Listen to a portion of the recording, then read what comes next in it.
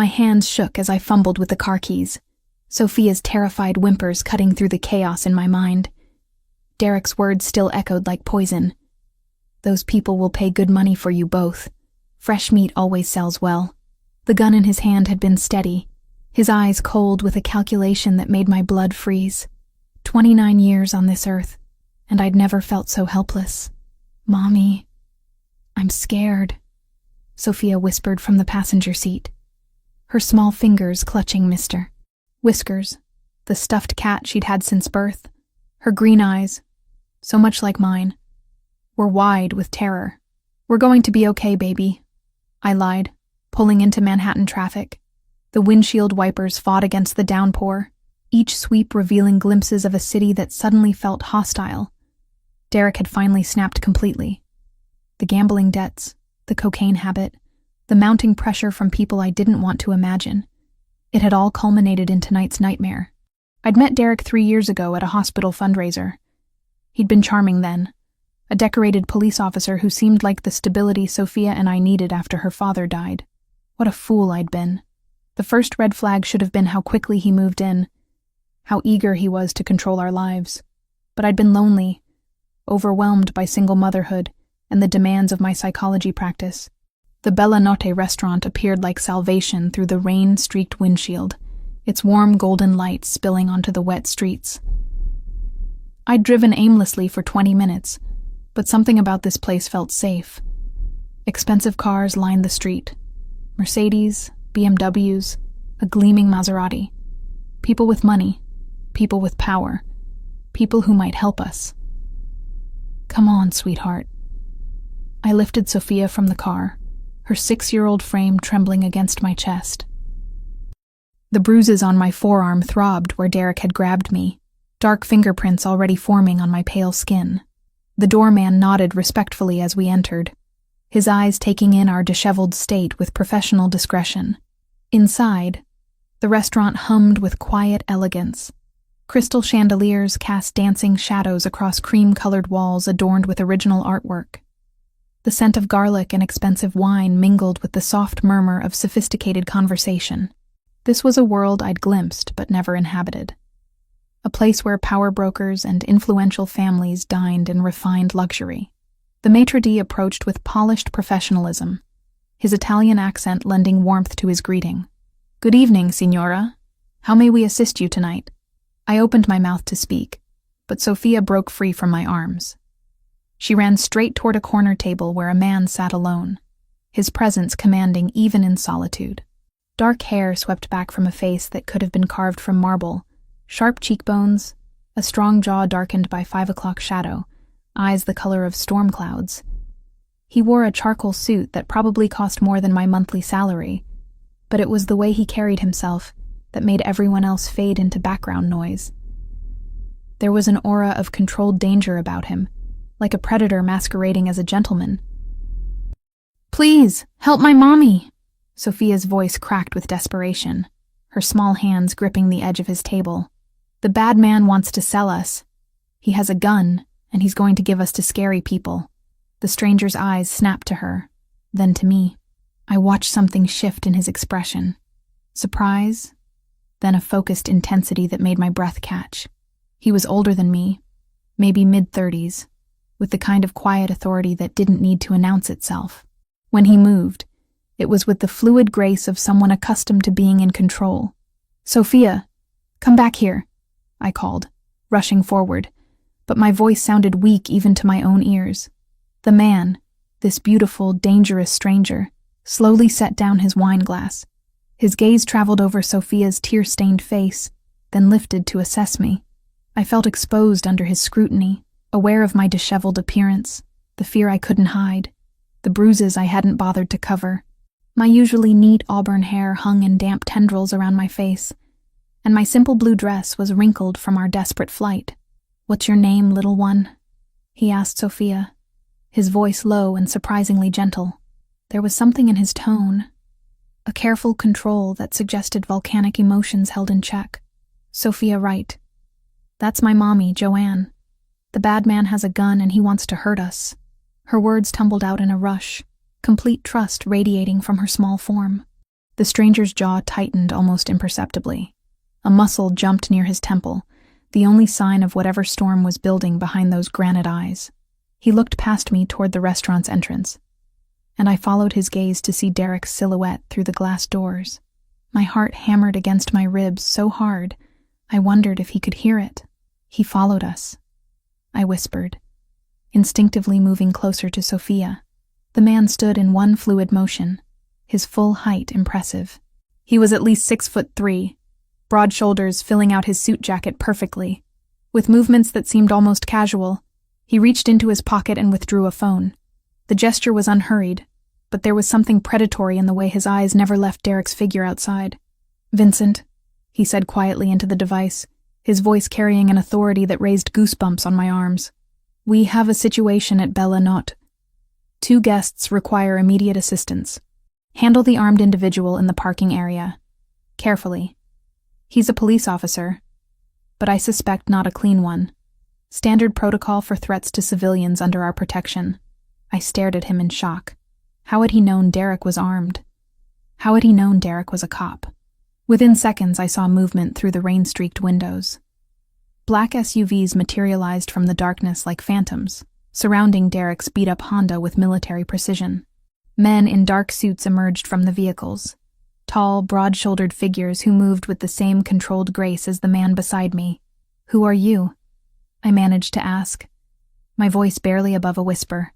His storm-gray eyes met mine, and I saw something flicker there. Calculation, protectiveness, and something darker I couldn't name. Something that should have terrified me but instead made me feel safer than I had in months.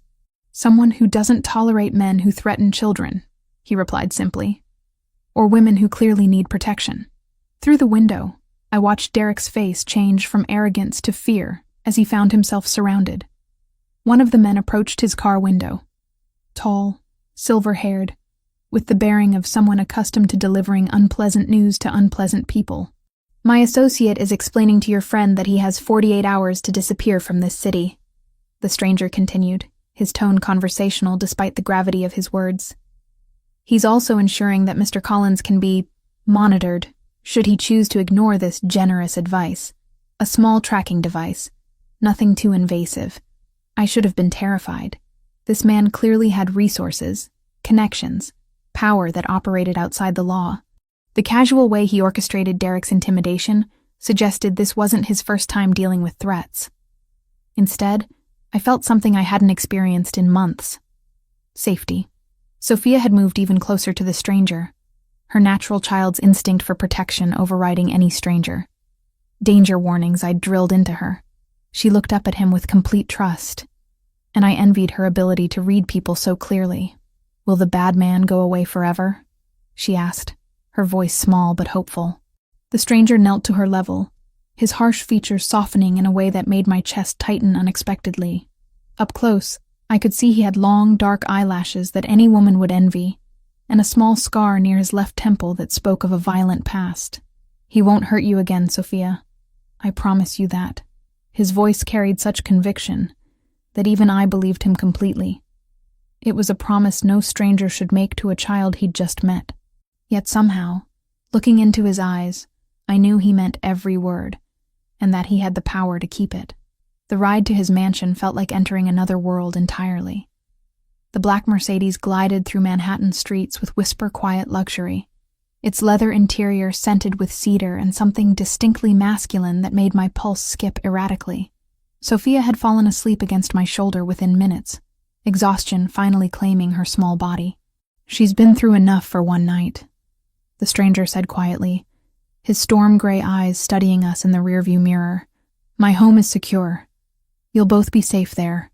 I shifted uncomfortably under his penetrating gaze. "I don't even know your name." "Raphael Montesani." He said it simply, as if the name shouldn't mean anything to me. But it did. My blood chilled as recognition hit. I'd seen that surname in newspaper headlines, whispered in conversations about New York's most powerful families. The Montesanis weren't just wealthy. They were untouchable, dangerous, connected to things decent people pretended didn't exist. I couldn't finish the sentence. "A businessman," he supplied smoothly. among other things. The understatement would have been laughable if it weren't so terrifying. Raphael Montesani was rumored to control half of Manhattan's underground economy. People crossed the street to avoid his associates. Politicians took his calls at midnight. And now I was in his car, dependent on his protection. Why are you helping us? My voice came out smaller than I intended. His eyes met mine in the mirror again, and I saw something flicker there. Something almost vulnerable beneath the controlled exterior. Children shouldn't be afraid in their own homes, he said finally. Neither should their mothers. The mansion appeared through wrought iron gates that opened silently at our approach. I'd driven past places like this 1,000 times, wondering what kind of lives played out behind those pristine facades. The building rose before us like something from a Gothic novel, all clean lines and towering windows, softly lit from within. Perfectly manicured gardens flanked the circular driveway, where a fountain whispered secrets to the night air. "Welcome to my home," Raphael said, as the car stopped beneath a portico that could have sheltered half my apartment building. A man emerged from the shadows, tall, impeccably dressed, with silver hair and eyes that missed nothing. "Mr. Montesani," he said with a slight Italian accent. "Everything has been prepared as requested. Thank you, Vincent. This is Ms. Wright and her daughter Sophia. They'll be staying with us indefinitely." Vincent's gaze swept over us with professional assessment, taking in our disheveled state without judgment. "Of course, sir. Shall I show them to their quarters?" In a moment. Raphael moved around the car to open my door, his movements fluid despite his obvious size and strength. When he reached for Sophia, I instinctively pulled back. "I can carry her. She's exhausted, and you're shaking." His observation was matter of fact, not unkind. "Let me help." There was something in his tone, a careful gentleness that didn't match his dangerous reputation. Reluctantly, I allowed him to lift Sophia from my arms. She stirred slightly, then settled against his broad chest with complete trust that both amazed and terrified me. The interior of the mansion was breathtaking. Marble floors gleamed under crystal chandeliers, and original artwork lined walls that soared to impossible heights. But it was the way Raphael moved through this opulent space that commanded attention, like a king surveying his domain, completely at ease with the power that surrounded him. "This way," he said, leading us up a sweeping staircase that belonged in a museum. Sophia barely stirred as he carried her, her small hand clutching the fabric of his expensive suit jacket. Something twisted in my chest as I watched this dangerous man treat my daughter with such careful tenderness. The guest suite he showed us to was larger than my entire apartment. Floor-to-ceiling windows overlooked the garden, and the bed was big enough for 4 people. Raphael laid Sophia down gently, then stepped back to give me space to tuck her in properly. "There's a connecting room if you prefer privacy," he said quietly, "but many find it comforting to stay close the first night." "The first night?" I turned to face him fully. "How long exactly do you expect us to stay here?" His expression grew serious. "That depends on how long it takes to resolve your Derek problem permanently." The way he said permanently sent chills down my spine. What exactly does that mean? Raphael moved to the window, gazing out at his perfectly controlled domain. "Your stepfather isn't just an abusive husband, Joanne. He's a corrupt police officer with dangerous debts to even more dangerous people." "What kind of debts?" "The kind that get paid in blood if they're not satisfied with cash." He turned back to me, his face grave. "Derek Collins owes $200,000 to the Gulf Cartel. Money he lost when a drug shipment he was supposed to protect got intercepted by honest federal agents." My legs gave out. I sank into a nearby chair, mind reeling. Drugs? Derek was involved with drug dealers. Worse, he was their inside man, providing police escort for cocaine shipments, tipping them off about raids, eliminating evidence when necessary. Raphael's voice was clinical, but I caught the disgust underneath. When that last shipment was seized, the cartel held him responsible for the loss. And now he wants to use Sophia and me as, I couldn't say it, collateral. A gesture of good faith while he finds other ways to repay what he owes. Raphael's jaw tightened. The Gulf Cartel has a particular market for women and children who won't be missed. Derek convinced them you both fit that description. Bile rose in my throat. The man I'd shared a bed with, who'd helped Sophia with her homework, who'd sworn to protect us both. He'd been planning to sell us like cattle. How do you know all this? I whispered. Because the Gulf Cartel operates in my territory. Because Derek reached out to my competitors first, trying to negotiate safe passage through New York. Because when my people investigated the threat to you, they discovered exactly what kind of monster had been living in your home. The casual way he spoke of having people investigate Derek's activities should have terrified me. Instead, I felt a strange sense of relief. For the first time in months, someone with real power was on my side. What do you want in return? I asked, because men like Rafael Montesani never did anything without expecting payment. He studied me for a long moment, something unreadable flickering in those storm-gray eyes. I want you and Sophia to be safe. I want that child to sleep without nightmares. I want you to stop looking over your shoulder every time you leave your house. That's not an answer. It's the only answer you're getting tonight. His voice softened as he glanced at Sophia's sleeping form. Tomorrow we'll discuss the details of your stay here. For now, just rest. You're under my protection, which means you're untouchable. As he moved toward the door, I found myself calling after him. Why do you care? You don't know us. Raphael paused, his hand on the doorframe. When he looked back, I saw something raw and vulnerable cross his features, because some lines should never be crossed, he said quietly. And men who threaten children cross all of them. The door closed behind him with a soft click, leaving me alone with my sleeping daughter, and the growing realization that our lives had just changed forever. Outside those windows lay Rafael Montesani's world, beautiful, dangerous, and completely beyond my understanding. But for the first time in months, I felt truly safe. Morning sunlight streamed through the floor-to-ceiling windows, casting golden patterns across the marble floors of our temporary sanctuary. Sophia had awakened early, her natural curiosity overcoming the trauma of the previous night. She stood at the window in her pajamas, pressing her small hands against the glass as she watched gardeners tend to Raphael's pristine grounds. "Mommy, look at the pretty flowers," she whispered, her voice filled with wonder. "And there's a fountain that sparkles like diamonds." I joined her at the window, wrapping my arms around her small frame. The estate stretched beyond anything I'd ever imagined. Manicured lawns that belonged in magazines, rose gardens that must have cost more than most people's houses, and stone pathways that wound through carefully orchestrated beauty. It was a world so far removed from our modest apartment that it felt like stepping into a fairy tale. "It is beautiful, sweetheart," I agreed, though unease still twisted in my stomach. Beautiful cages were still cages. A soft knock interrupted my thoughts. "Come in," I called, expecting Vincent or perhaps one of the other staff members I'd glimpsed the night before. Instead, Raphael entered carrying a silver tray laden with breakfast. He'd traded his formal suit for dark jeans and a charcoal cashmere sweater that emphasized the breadth of his shoulders. Somehow, this casual version of him was even more unsettling. It made him seem less like a distant crime lord, and more like a man who could slip past my defenses without me noticing. "I thought you might prefer to eat privately this morning," he said, setting the tray on the sitting area's elegant coffee table. "But tomorrow I'd like you to join me for breakfast in the main dining room." Sophia abandoned her window vigil and bounded over to investigate the offerings. Her eyes widened at the sight of fresh strawberries, fluffy pancakes shaped like hearts, and what appeared to be homemade hot chocolate topped with real whipped cream. "Did you make this?" she asked Raphael with the direct honesty only children possessed.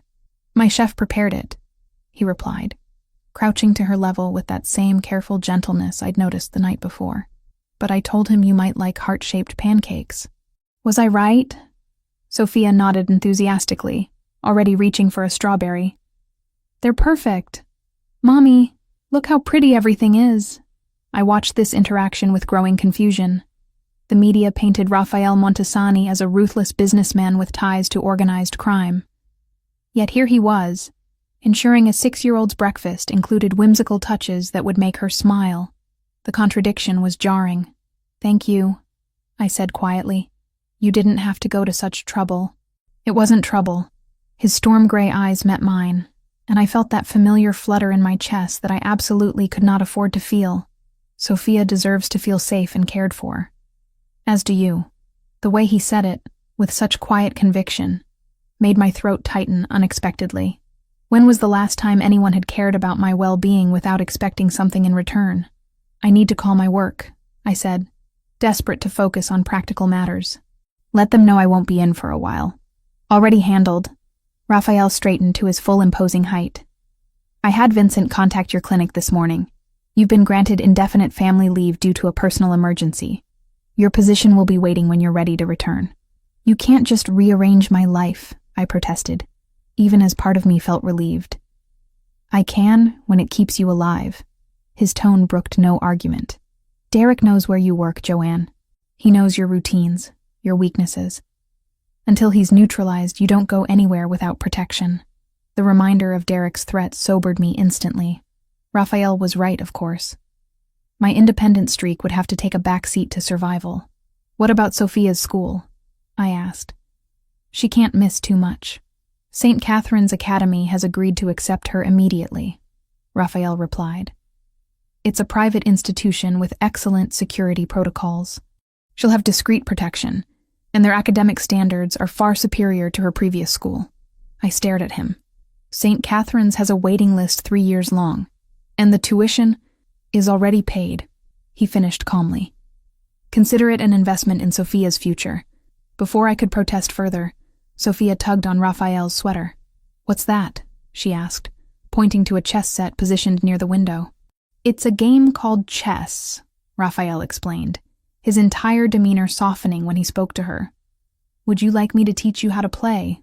For the next hour, I watched in fascination as this dangerous man patiently explained chess basics to my daughter.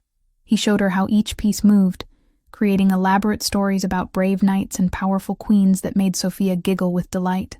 His large hands dwarfed the delicate pieces, but he handled them with surprising grace.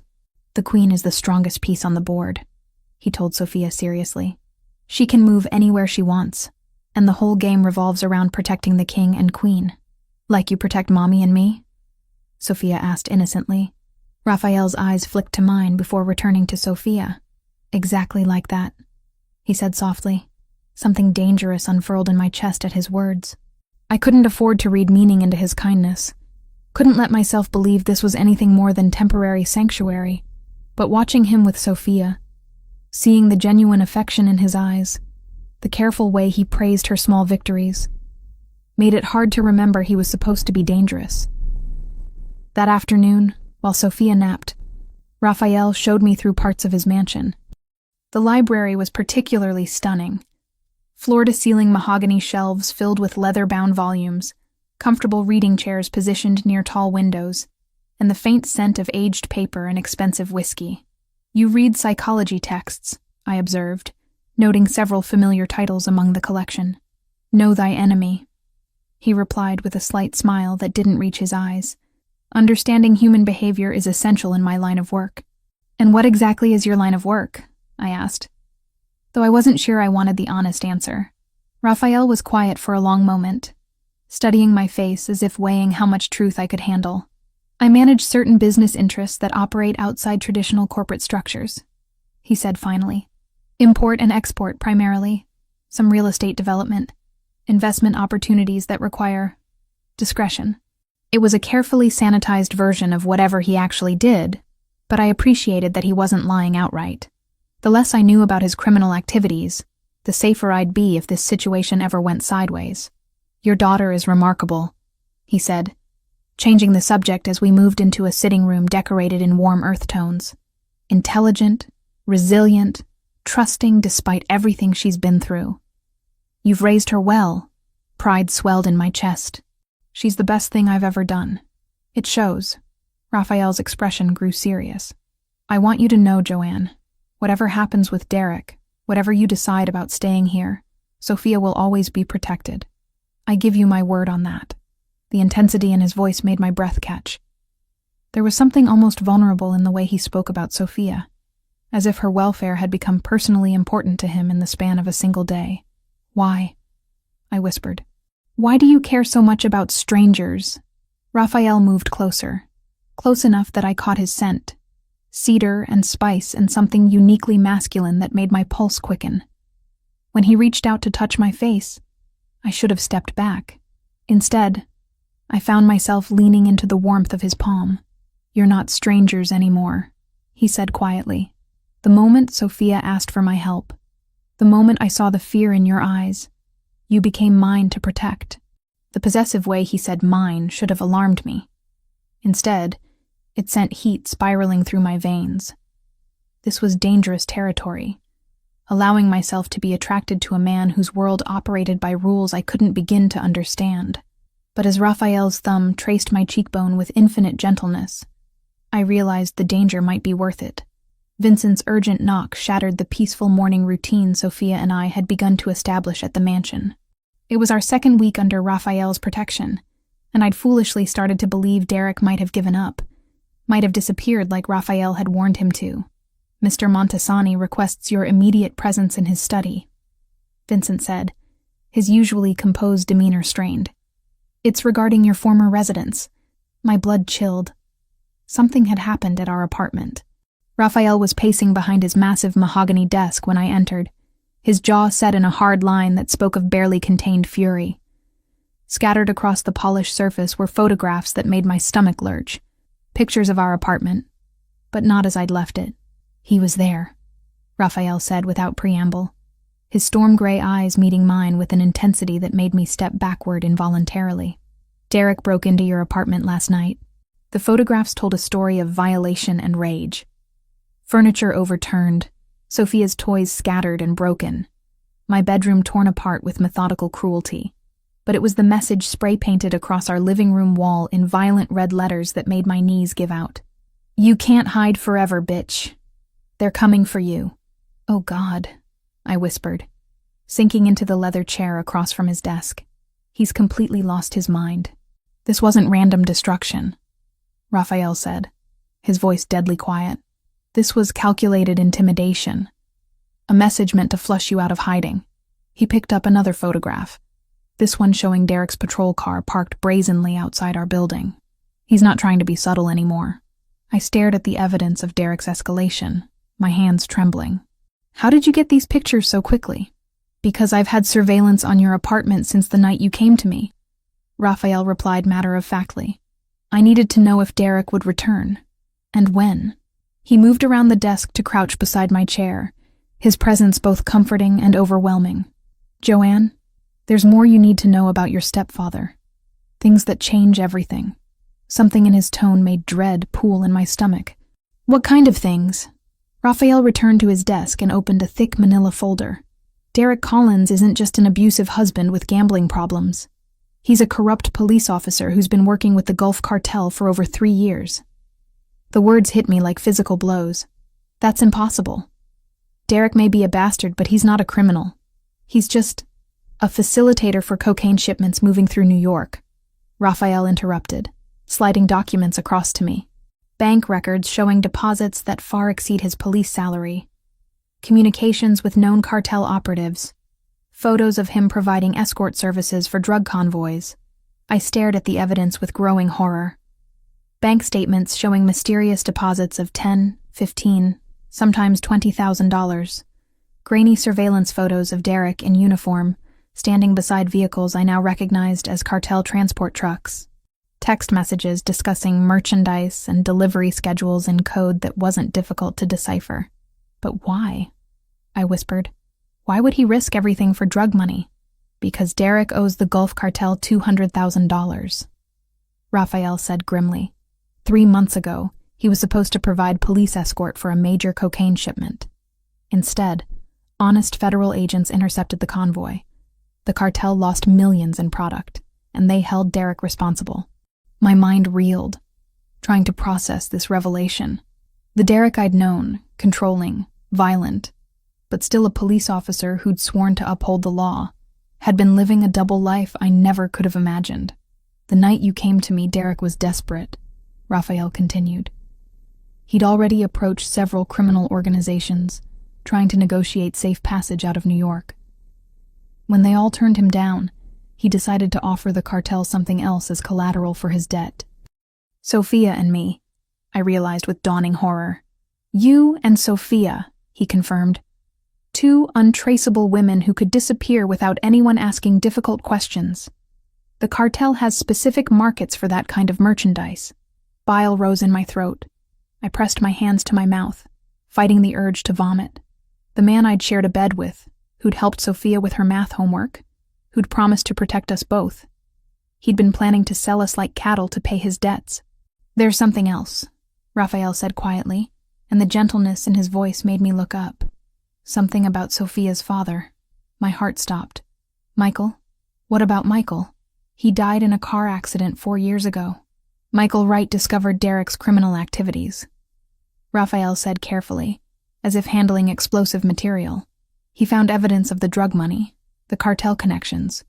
He was going to the FBI." "No," I breathed. But even as I said it, pieces began clicking into place. Michael's increasing paranoia in the weeks before his death, his insistence that something was wrong with Derek, his refusal to let Derek babysit Sophia anymore. "Derek sabotaged your husband's car," Raphael said with devastating gentleness, "made it look like brake failure. Michael Wright didn't die in an accident, Joanne. He was murdered to keep him quiet." The words hit me like a freight train. Everything I'd believed about my life, about Michael's death, about Derek's place in our family, all lies. I doubled over in my chair, grief and rage warring in my chest until I couldn't breathe. "I'm sorry," Raphael said, and suddenly he was kneeling beside me, his large hands gentle on my shoulders. "I'm so sorry you had to learn this way. He killed Michael," I sobbed, the reality finally sinking in. "He killed my husband, and then he married me. He's been planning this all along, hasn't he? Getting close to us, gaining our trust, waiting for the right moment to—" "Hey," Raphael said firmly, his hands framing my face, forcing me to look at him. "Listen to me. Derek Collins will never touch you or Sophia again. I give you my word on that." Something in his voice, a lethal promise that went beyond mere protection, made me believe him completely. This man, this dangerous stranger, who'd become our sanctuary, would kill Derek without hesitation if necessary. And God help me, I was grateful for it. "I should have known," I whispered, tears streaming down my cheeks. "I should have seen the signs, should have protected Michael, should have—" "Stop." Raphael's thumbs brushed away my tears with infinite tenderness. "You couldn't have known. Derek is a skilled manipulator who spent years perfecting his deception. None of this is your fault." For a moment we stayed frozen like that. His hands on my face, my tears falling onto his wrists, the weight of revelation hanging between us. I was acutely aware of his proximity, the heat radiating from his body, the way his breathing had quickened slightly. "Joanne," he said softly, and I heard something raw in his voice that made my pulse skip. Before I could respond, before I could think about all the reasons this was dangerous, I found myself leaning forward. He met me halfway, his arms wrapping around me as I collapsed against his chest. It should have been simple comfort, a protective embrace between allies. Instead, it felt like coming home to a place I'd never known I was looking for. Raphael held me while I grieved for Michael, for the innocence I'd lost, for the naive woman who'd believed Derek's lies. His hands moved over my hair, my back, offering silent comfort that spoke louder than words. Against his solid chest, surrounded by his warmth and strength, I finally felt safe enough to fall apart completely. And when I did, Raphael caught every broken piece. 3 weeks into our stay at Raphael's mansion, I'd begun to believe we might actually be safe. Sophia had adapted remarkably well to St. Catherine's Academy, making friends with the privileged daughters of Manhattan's elite. Every morning, 2 of Raphael's men would discreetly escort her to school in an unmarked sedan, then position themselves strategically around the campus throughout the day. It was a Tuesday afternoon when my carefully constructed sense of security shattered completely. My phone rang while I was reading in Raphael's library, Sophia's favorite book of fairy tales open in my lap as I waited for her return. The caller ID showed St. Catherine's main office, and something cold settled in my stomach before I even answered. "Ms. Wright, this is Principal Morrison," came the crisp voice. "I need you to come to the school immediately. There's been an incident involving Sophia. My blood turned to ice. What kind of incident? Is she hurt? She's perfectly safe, the principal assured me quickly. But there was an attempted abduction during afternoon recess. Our security protocols worked exactly as intended, and the perpetrators were apprehended by your security detail. The phone slipped from my nerveless fingers, clattering to the marble floor. Through the library's tall windows, I could see Raphael's black Mercedes speeding up the circular driveway, moving faster than usual. He must have received the call simultaneously. I met him in the foyer, and one look at his face told me everything I needed to know. His storm-gray eyes burned with a fury so cold it took my breath away. This wasn't the controlled anger I'd seen before. This was something primal, deadly, barely contained beneath his civilized exterior. "Where is she?" I demanded, my voice cracking with panic. "Safe. Vincent is bringing her home now." Raphael's voice was carefully modulated, but I could hear the volcanic rage simmering beneath. 2 men tried to take her from the playground. They had a van waiting, sedatives, zip ties, professional equipment. The clinical way he described the attempted kidnapping made my knees weak. I gripped the marble banister to keep from falling. "Gulf Cartel?" I whispered. "Derek's friends," Raphael confirmed, and something in his tone made me step back instinctively. They were going to drug my little girl and stuff her into a van like a piece of cargo. The possessive way he said "my little girl" should have alarmed me. Instead, it filled me with fierce gratitude. Sophia had become precious to him, not just as my daughter, but as someone he genuinely loved and would die to protect. The front door opened, and Vincent entered carrying Sophia in his arms.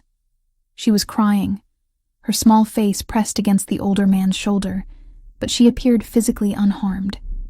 The moment she saw Raphael, she reached for him with desperate urgency.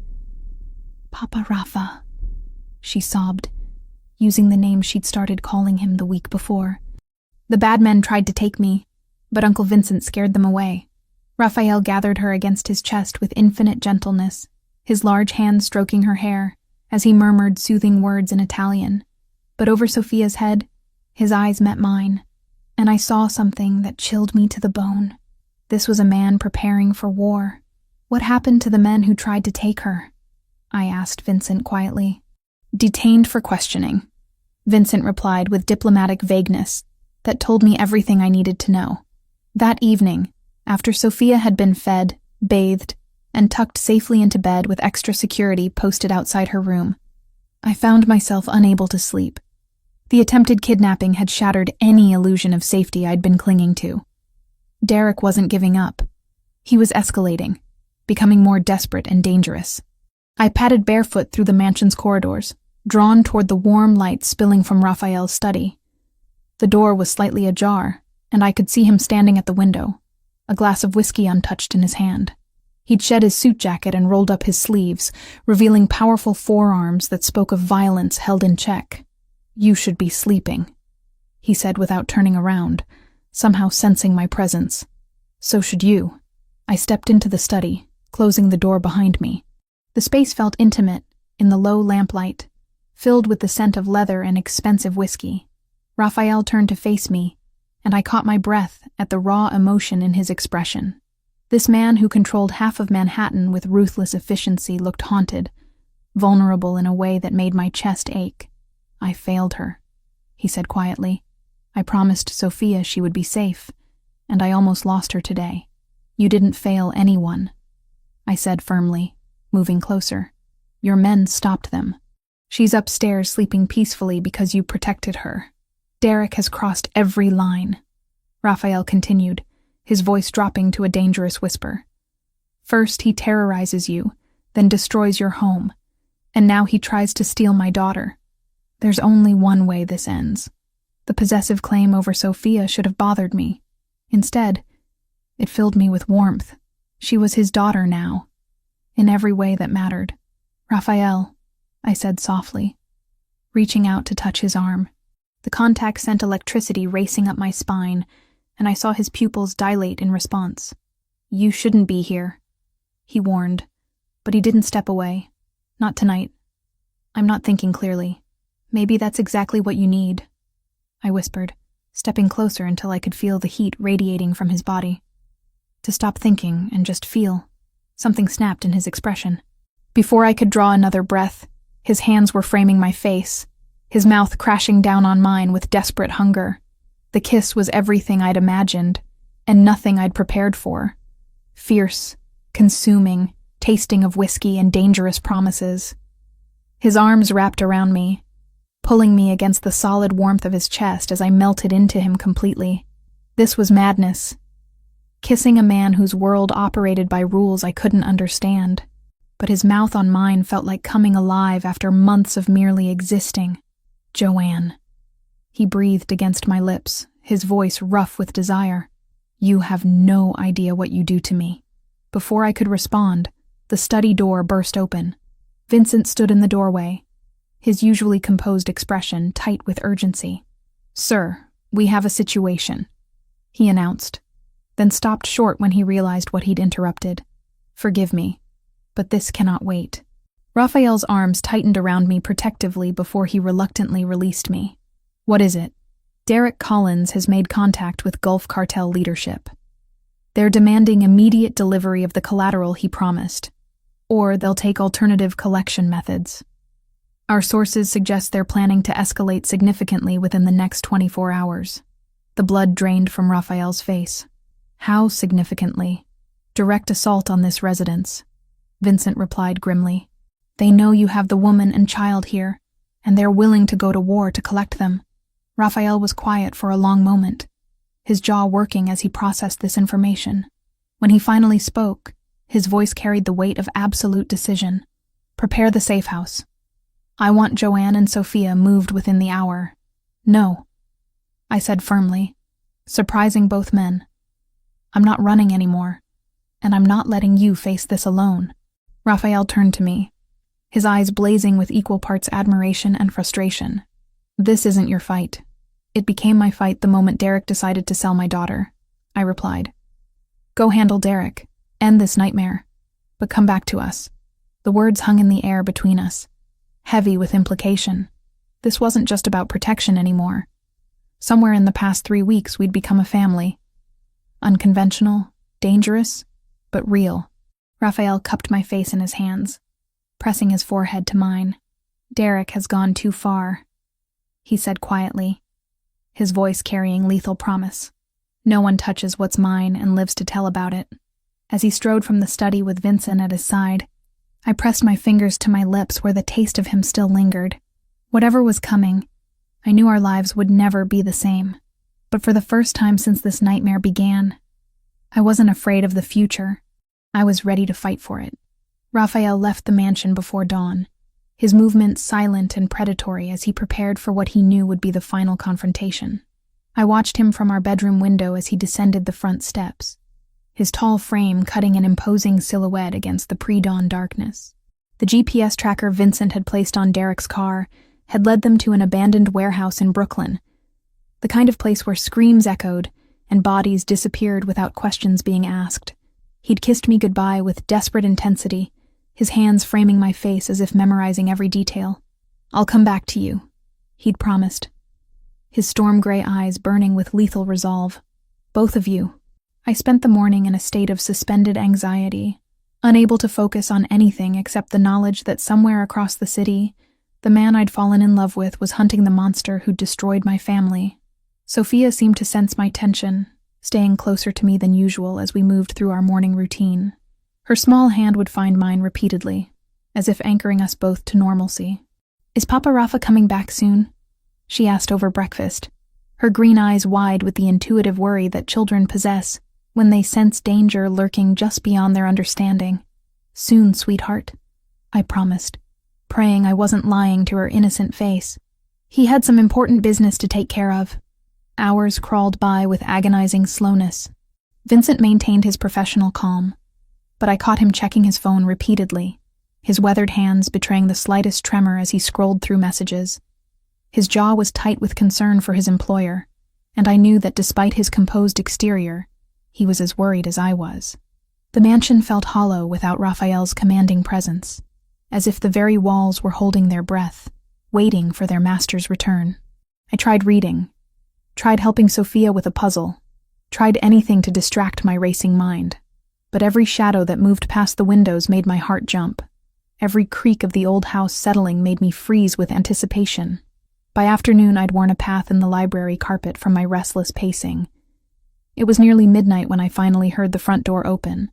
I'd been pacing the library for hours, unable to sleep, my heart hammering against my ribs with each passing minute.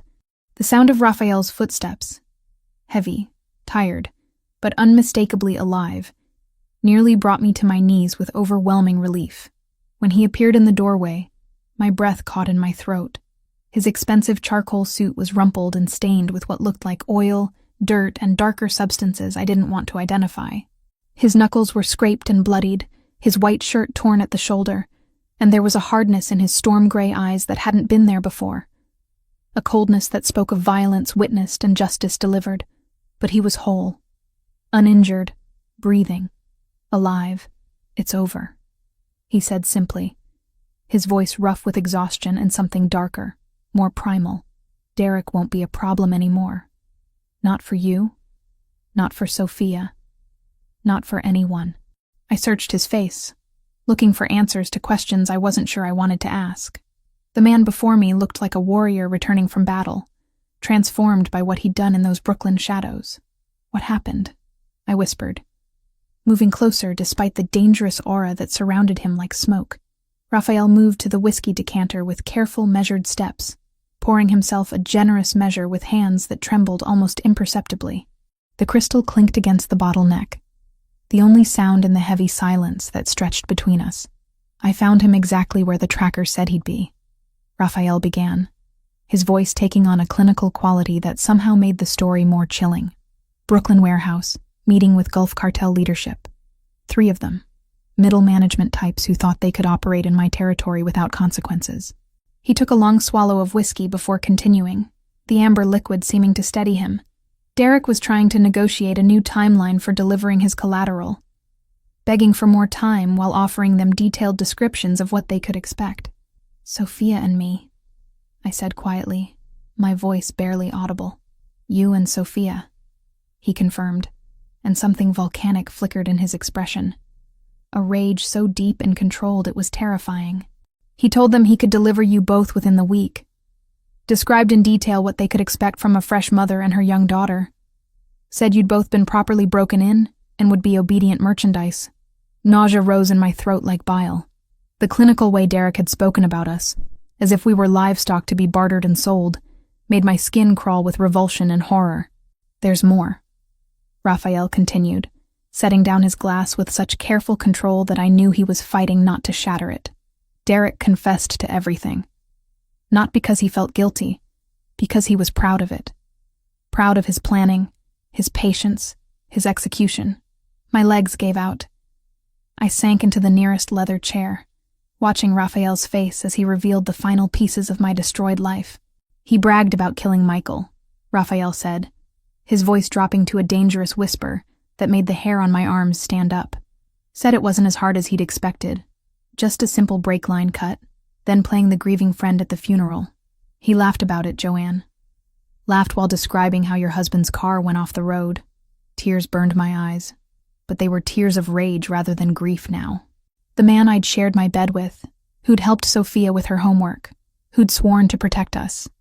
He'd been a predator from the very beginning, calculating and patient as any hunting animal. He planned it all, I realized with dawning horror. The marriage, the relationship with Sophia, everything. He bragged about that too," Raphael continued, beginning to pace like a caged wolf. "Said he'd played the long game perfectly. Kill the husband, seduce the widow, gain legal access to the child.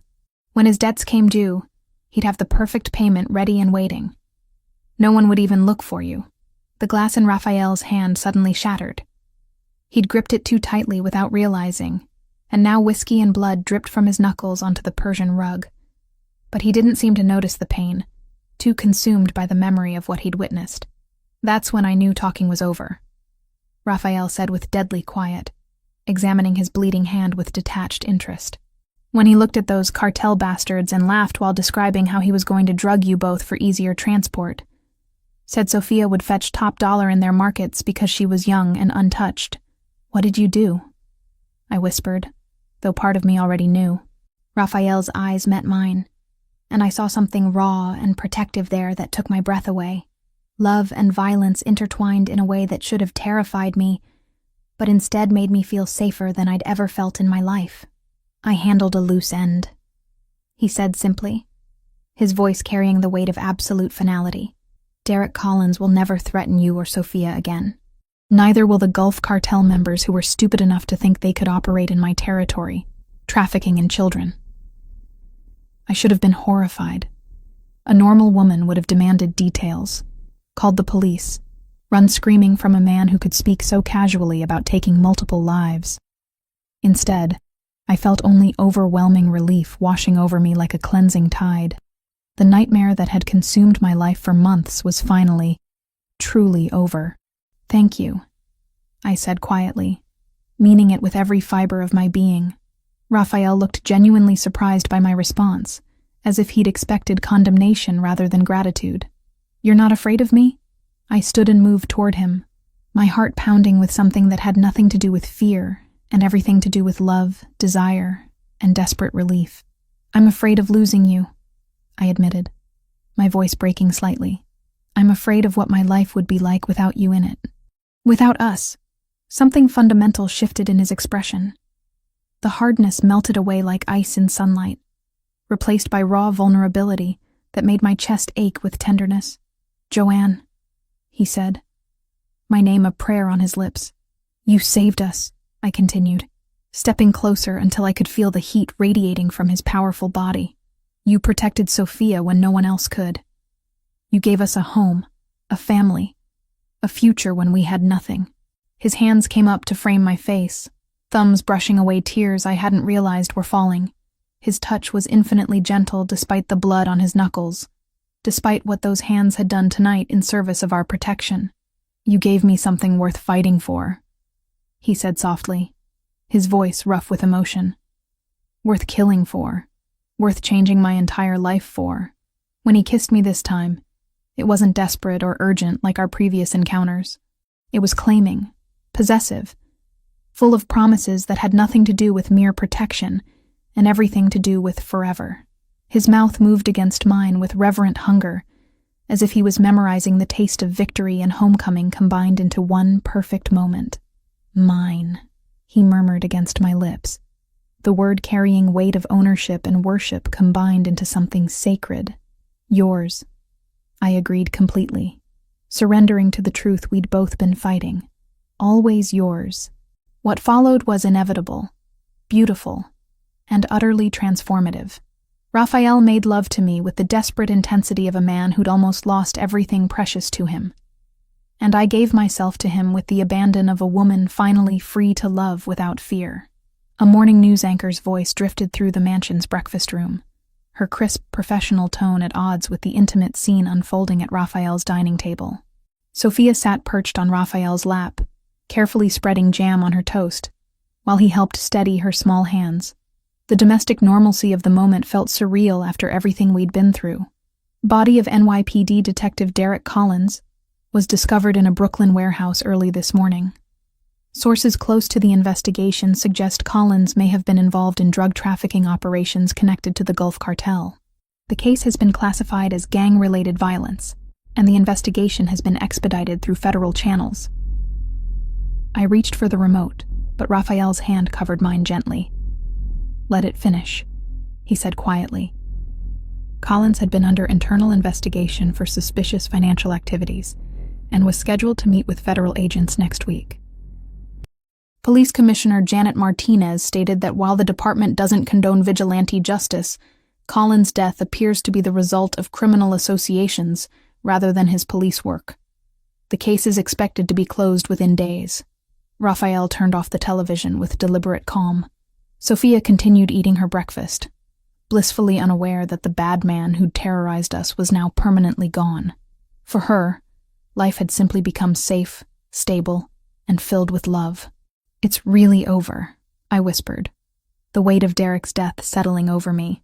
Not grief, I felt no sorrow for the man who'd murdered my husband and planned to sell my daughter, but relief so profound it left me lightheaded.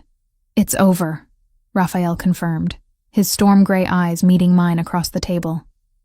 "You and Sophia are completely safe now." 1 month had passed since that night in Brooklyn. 1 month of waking up in Raphael's arms, of watching Sophia blossom under his devoted attention, of slowly accepting that our nightmare had truly ended. The bruises on my arms had faded, replaced by gentle marks from Raphael's loving touch. Sophia's nightmares had stopped, replaced by peaceful sleep in her beautiful room, surrounded by books and toys Raphael seemed to delight in providing. But questions lingered in the quiet moments. What kind of life were we building together? What kind of future could I give Sophia in Raphael's dangerous world? "Mommy, can Papa Rafa come to my school play next week?" Sophia asked, syrup decorating her chin as she grinned up at me. The casual way she called him Papa Rafa still made my chest tighten with emotion. In her 6-year-old heart, Raphael wasn't a crime lord or dangerous man. He was the father figure who read her bedtime stories, taught her chess, and made her feel utterly safe and loved. "Of course I can, Principessa," Raphael said, using the Italian endearment that made Sophia giggle every time. I wouldn't miss it. After Vincent took Sophia to school, Raphael and I found ourselves alone in his study. The same room where he'd first told me about Derek's criminal activities, where we'd shared our first desperate kiss, where he'd returned bloodied but victorious from ending our nightmare. "We need to talk," I said, settling into the leather chair across from his desk. Raphael leaned back in his chair, studying my face with that intense focus that still made my pulse quicken. "About our future. About what kind of future is possible," I corrected carefully. "Raphael, I love you. More than I thought possible. And Sophia adores you. You've become the father she never really had." "But?" he prompted, sensing the hesitation in my voice. "But I need to know what kind of life we're choosing. What kind of world I'm bringing my daughter into permanently." I took a shaky breath. "I know what you do. I know the risks. I've seen the violence your world requires. And part of me accepts that because you used it to protect us." Raphael's jaw tightened almost imperceptibly. "What are you asking me?" "I'm asking if you're willing to change. Not who you are. I fell in love with exactly who you are. But how you live. The dangerous parts of your business. The illegal activities. Can you step back from those gradually?" For a long moment, Raphael was quiet, his fingers steepled as he considered my words. When he finally spoke, his voice carried a weight I'd never heard before. 6 months ago, if anyone had asked me to consider leaving my family's traditional businesses, I would have laughed. He said slowly, "The Montesani name has been synonymous with power in this city for 3 generations. I inherited an empire built on strength, fear, and absolute control." He stood and moved to the window overlooking his manicured grounds, hands clasped behind his back. "Then a terrified little girl ran up to my table in a restaurant and begged me to save her mother," he continued. "And everything I thought I knew about what mattered changed in an instant." My heart clenched at the raw emotion in his voice. "You want to know what kind of man I'm willing to become for you and Sophia?" Raphael turned to face me, and I saw something vulnerable and determined in his expression. "I'm willing to become the man Sophia already thinks I am. The man who makes you feel safe without having to spill blood to do it." "What does that mean practically?" I asked softly. "It means gradually transferring my family's less legitimate operations to my associates who are better suited for that life," Raphael explained, moving back to sit on the edge of his desk closer to me. "It means focusing on our legal businesses, real estate development, legitimate import, export, the restaurant chains. We have enough clean money to live comfortably for several lifetimes. And your associates will accept that transition?" A ghost of his old dangerous smile appeared. "They'll accept whatever I decide. But honestly, many of them have been wanting more legitimate operations for years. The old ways are becoming too risky in the modern world." I studied his face, looking for any sign of resentment or reluctance. Instead, I saw only determination and something that looked like relief. "You've already been planning this," I realized, "since the night I first held Sophia while she slept," Raphael admitted. "She was so small, so trusting. The thought of her growing up afraid of what I do, of you constantly worrying about my safety, it became unbearable. He knelt beside my chair, taking my hands in his scarred ones. Joanne, you and Sophia didn't just save my life that night in the restaurant. You saved my soul. You showed me what it means to have something more precious than power, more important than respect, earned through fear. Tears burned my eyes as his thumbs traced gentle circles on my palms. Marry me, he said simply, not because you need protection, not because Sophia needs a father figure, but because I love you both more than my own life. Because I want to build something beautiful and safe and real with you. The proposal wasn't a question. It was a promise, a declaration, a plea all wrapped into one. This dangerous, powerful man was offering to reshape his entire existence for the chance to be our husband and father. I need conditions, I said carefully. Raphael's mouth quirked upward. I'd be disappointed if you didn't. Name them. Complete transparency about your business dealings. If you say you're going legitimate, I need to know exactly what that process looks like and when. Done. Sophia's safety and normal childhood are non-negotiable. She goes to regular school, has normal friends, participates in normal activities. No bodyguards she can see, no obvious signs of your old life. Agreed, though I reserve the right to ensure discreet protection. And no more violence, I said firmly. I know the Derek situation required extreme measures, and I'll never regret what you did to protect us. But going forward, we handle problems through legal channels. Raphael was quiet for a moment, and I held my breath. That's the hardest one, he admitted finally. Not because I enjoy violence, but because sometimes it's the most efficient solution to problems that threaten my family. I'm asking you to trust that there are other ways. Then I'll learn other ways, he said simply. For you, for Sophia, for the man I want to become. When he kissed me, it tasted like promises and new beginnings, like a future where love was stronger than fear, where family mattered more than power. Yes, I whispered against his lips. Yes, I'll marry you. Yes, we'll build this life together. As Raphael's arms wrapped around me, holding me against his heart, I finally understood what true safety felt like. Not the protection of guards and guns, but the security of being cherished by a man willing to change his entire world for love. 6 months later, sunlight streamed through the stained glass windows of St. Bartholomew's Chapel, casting rainbow patterns across the stone floor, where I stood in a simple but elegant ivory gown. The chapel was small, intimate, exactly what Raphael and I had wanted for our wedding. No crowds, no media attention, just the people who mattered most. Sophia stood beside me as my maid of honor, her green eyes sparkling with excitement as she clutched a bouquet of white roses and baby's breath. She wore a pale pink dress that made her look like a little princess, her dark curls crowned with a delicate flower wreath that Raphael had insisted on personally selecting. "You look beautiful, Mommy," she whispered, straightening my simple veil with the serious concentration she brought to everything important. "So do you, sweetheart," I replied, my voice thick with emotion. In 6 months, our lives had transformed beyond recognition. The scared, broken woman who'd fled Derek's violence felt like a distant memory. In her place stood someone stronger, more confident, deeply loved. The chapel doors opened, and Raphael appeared at the altar. My breath caught as it always did when I saw him. He wore a perfectly tailored charcoal suit, his storm gray eyes fixed on mine with an intensity that made my pulse race. But it was the expression on his face, pure adoration mixed with something almost reverent, that made tears blur my vision. As I walked down the short aisle, Raphael's eyes never left mine. When I reached him, he took my hands in his larger ones, and I felt that familiar electric current pass between us. "You're breathtaking," he murmured, so only I could hear. The ceremony was brief, but meaningful. We'd written our own vows, and when Raphael spoke about promising to love and protect both Sophia and me for the rest of his life, his voice broke slightly. When I promised to build a future with him based on trust, love, and family, Sophia reached up to squeeze both our hands, making the small congregation of Vincent, the household staff, and a few of Raphael's closest associates smile through their tears.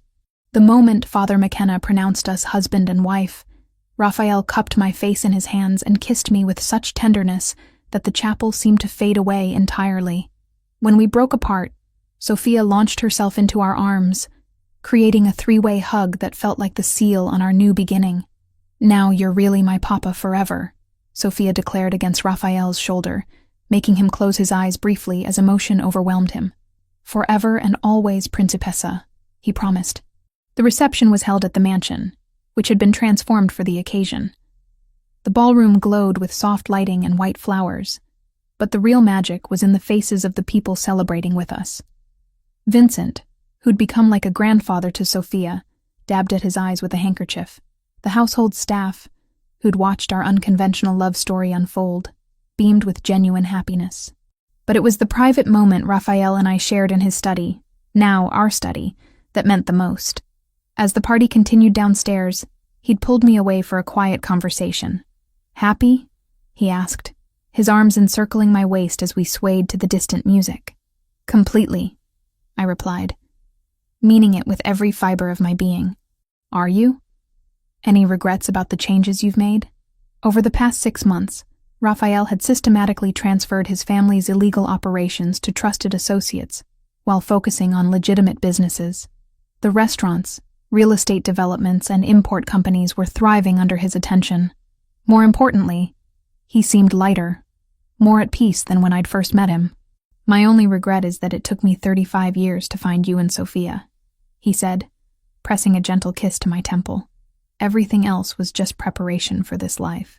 The transformation hadn't been without challenges. Some of his associates had questioned his decisions initially, but Raphael's reputation and careful transition planning had smoothed most difficulties. He'd also surprised me by genuinely embracing a more conventional lifestyle, attending Sophia's school events, taking family vacations, even learning to cook simple meals when he wanted to give the staff time off. "Speaking of Sophia," I said with a smile, "she's been asking some very pointed questions about when she might get a baby brother or sister."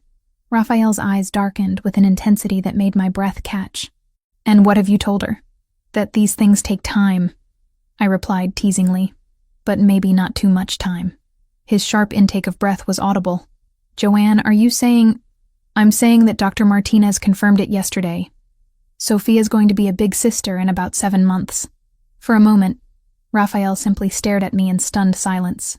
Then he swept me into his arms, spinning me around as his face broke into the most genuine smile I'd ever seen from him. "A baby," he whispered against my hair. "Our baby. Are you happy?" I asked, suddenly nervous. We'd discussed children in abstract terms, but the reality was different. "I'm beyond happy. I'm grateful, blessed, completely overwhelmed with love for you." He set me down gently, his hands immediately moving to rest protectively over my still flat stomach. "Does Sophia know?" "Not yet. I wanted to tell you first. But I think she suspects something. She's been extra clingy lately, and she asked me yesterday if I felt sick because I was growing a person like her friend's mom." Raphael laughed, the sound rich and joyful. "She's too smart for her own good. She gets that from her father," I said, meaning him completely, because that's what he was now. Sophia's father, in every way that mattered. The evening wound down with Sophia falling asleep in Raphael's arms as we sat by the fireplace in our renovated family wing. He'd transformed an entire section of the mansion into a warm, comfortable space designed around family life, rather than intimidating grandeur.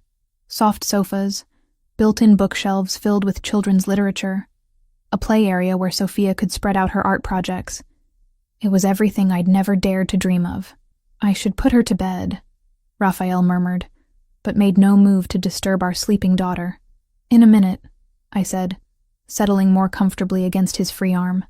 "I love watching you two together." "She saved me," Raphael said quietly. "That night in the restaurant, when she ran up to my table asking for help, she saved my soul without even knowing it." "You saved each other," I corrected. "You showed her what a real father looks like, what unconditional love and protection feel like." Outside the windows, snow had begun to fall, blanketing the grounds in pristine white. The mansion felt like a fortress, but not the cold, intimidating kind it had once been. Now it was a sanctuary filled with love, laughter, and the promise of new life growing within me. "Do you ever think about Derek anymore?" Raphael asked unexpectedly. I considered the question seriously. Sometimes. But not with fear or anger. He's just a shadow from a past life. A cautionary tale about how wrong things can go when you ignore red flags. What he did to Michael. What he planned for Sophia and me. It's just proof of how precious this life we've built really is. Raphael's arm tightened around me protectively. He can never hurt any of us again. I know, and I'm grateful for what you did to ensure that, even if we never speak of it directly. As if sensing our conversation, Sophia stirred in Raphael's arms, her green eyes fluttering open. Are we going to live happily ever after now? She asked with the simple directness of childhood. Raphael and I exchanged a look over her head, communicating without words the depth of our love and commitment. Yes, Principessa, Raphael said softly. We're going to live happily ever after. And as Sophia smiled sleepily and snuggled back into his arms, I knew he was right. Our fairy tale hadn't started with a princess in a tower or a knight in shining armor. It had started with a terrified mother and daughter asking a dangerous stranger for help. But the ending, this perfect moment of peace, love, and family, was more beautiful than any storybook could have imagined. Tomorrow would bring new challenges, new joys, new adventures. But tonight, wrapped in Raphael's arms with our daughter safe between us and our unborn child growing beneath my heart, I had everything I'd ever wanted and more than I'd ever dared to dream. We were home. We were safe. We were loved. And Derek Collins was nothing more than a bad dream that could never touch us again.